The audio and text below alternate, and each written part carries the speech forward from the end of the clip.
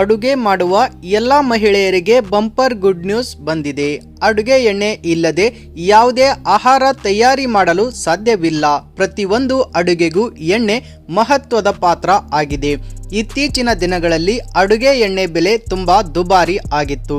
ಅಡುಗೆ ಮಾಡುವ ಮಹಿಳೆಯರು ತುಂಬಾ ಬೇಸರ ವ್ಯಕ್ತಪಡಿಸುತ್ತಿದ್ದರು. ಅಡುಗೆ ತಯಾರಿ ಮಾಡುವ ವೇಳೆಯಲ್ಲಿ ಅತಿ ಕಡಿಮೆ ಎಣ್ಣೆ ಬಳಸಿ ಆಹಾರ ತಯಾರಿ ಮಾಡುತ್ತಿದ್ದರು. ಆದರೆ ಇನ್ನು ಮುಂದೆ ಆ ತೊಂದರೆ ಇರುವುದಿಲ್ಲ.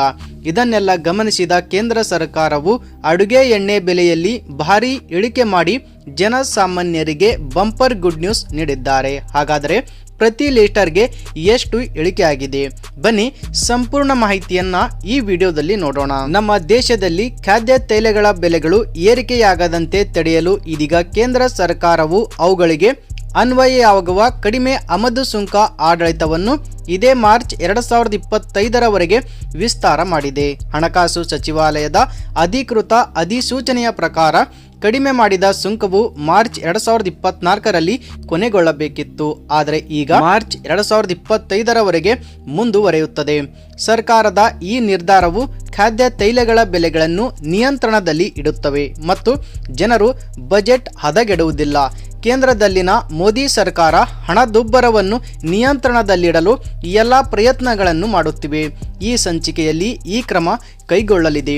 ಸಂಸ್ಕರಿಸಿದ ಸೋಯಾಬೀನ್ ಎಣ್ಣೆ ಮತ್ತು ಸಂಸ್ಕರಿಸಿದ ಸೂರ್ಯಕಾಂತಿ ಎಣ್ಣೆಯ ಮೇಲಿನ ಮೂಲ ಆಮದು ಸುಂಕವನ್ನು 17.5% ರಿಂದ 12.5%ಗೆ ಇಳಿಸಲಾಗಿದೆ ಎಂದು ಹಣಕಾಸು ಸಚಿವಾಲಯ ತಿಳಿಸಿದೆ. ಕಡಿಮೆಯಾಗದ ದರಗಳು ಈಗ ಮಾರ್ಚ್ 2025ರವರೆಗೆ ಅನ್ವಯವಾಗುತ್ತವೆ. ಕಡಿಮೆ ಆಮದು ಸುಂಕವು ದೇಶಕ್ಕೆ ಬರುವ ಈ ತೈಲಗಳ ವೆಚ್ಚವನ್ನು ಕಡಿಮೆ ಮಾಡುತ್ತವೆ.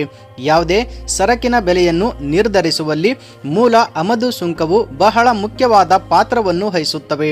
ಭಾರತದ ವಿಶ್ವದ 2ನೇ ಅತಿ ದೊಡ್ಡ ಖಾದ್ಯ ತೈಲ ಬಳಕೆದಾರ ರಾಷ್ಟ್ರ ಇದಾಗಿದೆ. ಅಲ್ಲದೆ ಖಾದ್ಯ ತೈಲಗಳನ್ನು ಆಮದು ಮಾಡಿಕೊಳ್ಳುವಲ್ಲಿ ನಾವು ವಿಶ್ವದಲ್ಲೇ ಮೊದಲ ಸ್ಥಾನದಲ್ಲಿದ್ದೇವೆ. ದೇಶದ ಒಟ್ಟು ಅಗತ್ಯದ 60% ಭಾರತ ಆಮದು ಮಾಡಿಕೊಳ್ಳುತ್ತದೆ.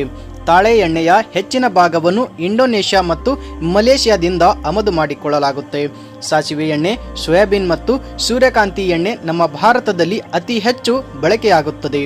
ಈ ಮಾಹಿತಿ ಈ ವಿಡಿಯೋ ಸ್ನೇಹಿತರೆ ನಿಮಗೆ ಇಷ್ಟ ಆಗಿದ್ರೆ ಲೈಕ್ ಮಾಡಿ, ಮತ್ತೆ ನಮಗೆ ಸಪೋರ್ಟ್ ಮಾಡೋ ಮೂಲಕ ನಮ್ಮ ಚಾನಲ್ಗೆ ಸಬ್ಸ್ಕ್ರೈಬ್ ಮಾಡೋದನ್ನು ಮರಿಬೇಡಿ.